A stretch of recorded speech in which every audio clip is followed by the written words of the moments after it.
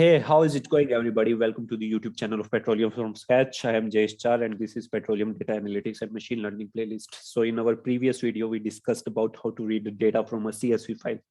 So in this video, we are going to discuss how to read the certain tabular data, or you can say structured data from a given HTML or from a given website.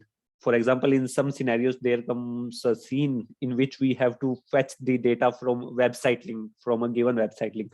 So how to do that? So for doing this, we are going to use this crude oil prices from this macro trends website. We are going to fetch this crude oil's data, price data that is present here. So without any delay, let's start our video.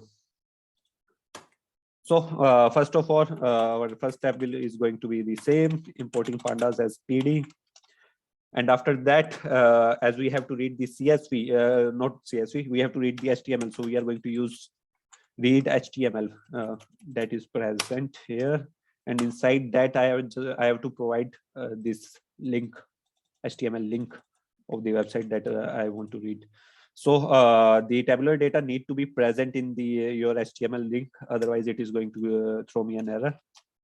So it is reading, or you can say it is kind of downloading it from this website. So here you can see it has read the data from your HTML file.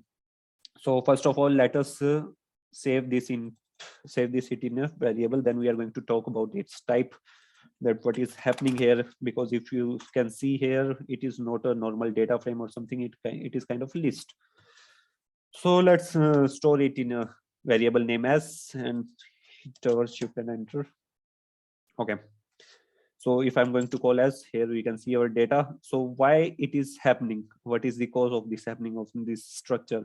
So if you are going to type as, what is the type of as, if you are going to see, it is a list. So what happens when we read HTML, there is a possibility that multiple tables are present in a website. So in that scenario, this read HTML will fetch all the tables and store these data frames in a list. So if you are going to see the length of this S, you can see that length of this list is 3. So basically it has found 3 data frames, 3 different tables, not data frames, 3 different tables in this website. And it has fetched the data from them and stored each data frame, stored each data in a data frame of inside this list S. So if I'm going to call first element, or you can say index first element from this list, here you can see this is the first data frame, this crude oil price historical annual data, which you can see this one. It is having data from 1987 to 2022 annual data, year high, year low, all those things. So this is my first data frame. If we are going to see second data frame, so it is kind of something, you can say something bug type of scenario is happening, because this type of table we cannot see here. So it must have read this table from somewhere in the website only. So this table we do not require, this data frame we do not require. And similarly, this data frame we do not require. This is basically, I think it is kind of capturing the chart only. Yeah. 1 second, let me see. So here, yeah, you can see the chart options. So it is basically capturing them inside a table or something like that. That's why it's happening. So, okay, not an issue, because our area of interest is this S0 first element. So I'm going to store this inside my df variable. So now if I'm going to call df, here you can see it has fetched the information from the HTML. Now, if you see this df, let us take the, first of all, take the shape of this data frame. So it is 36 cross 7, means 7 different columns are there and 36 rows are present. So if we can see, if we want to see the names of the columns of this df, so for that we can use df.columns. And here you can see for everything there is this crude oil price is coming, crude oil price and historical annual data.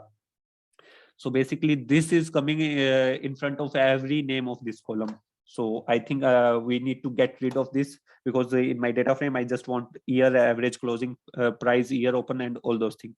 So how to do that? So first of all, let us check certain things in df.columns. If I'm going to see the first name, so here you can see crude oil price, historical annual data, and year. So the first element of df dot columns is an tuple inside which two names are present. One is this and second is year. So I have to use this year one. So basically what I have to use this one. For the first column, this.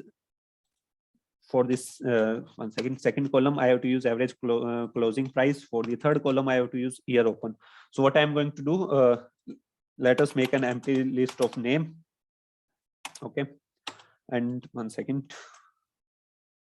This is my empty list, and after that I'm going to use for loop here for I in my df.columns columns. Let us define a variable a that is equal to I1. So what will happen here? I in df.columns. So for example, if this for loop will run, so for the first element, it will take this first tuple, crude oil price historical data. Okay, and from this first tuple, it will abstract the second element. That will be my this thing. For example, here the second element is year open, and for the first element is of df.columns, first tuple of df.columns. For that, the second element will be year. So it is going to abstract the name that we need, this year average closing price, year open, year high, year low, all those things. And after that, I have to append this in my empty list name. Append this a inside that.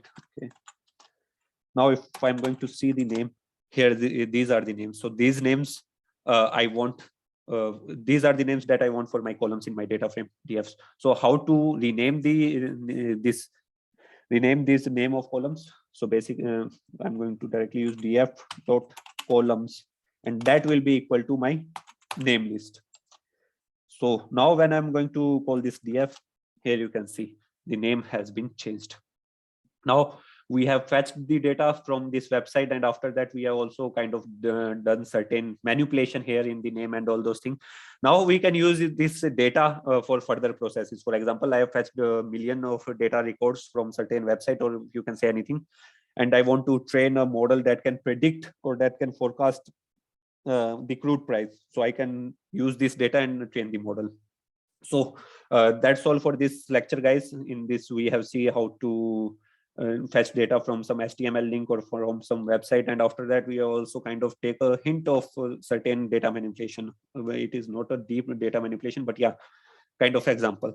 So in the next lecture, again we will start again from we will start discussing about further operations or more of the manipulation type of thing, because in general, for reading the data, these CSV and HTML, these are okay. Generally, we read the data from SQL only. So from the next lecture, we are going to see how to manipulate the data, how to see certain columns, rows from a data frame, and all those things. Thank you. Have a good one. Bye bye. Take care.